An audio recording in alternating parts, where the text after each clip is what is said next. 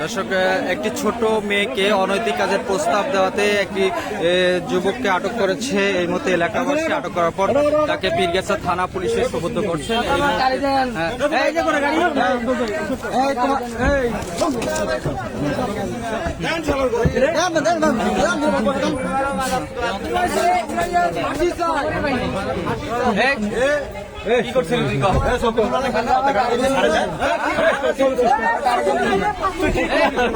কি করছিলি তুই? কি করছিলি? দেখছেন জনতা, অনেক জনতা তারা এখানে বড় বাড়ি এলাকার পাশেই এখানে একটি ছোট মেয়েকে জোরপূর্বক তাকে অনৈতিক কাজের প্রস্তাব দেওয়ায় মেয়েটি তাৎক্ষণিক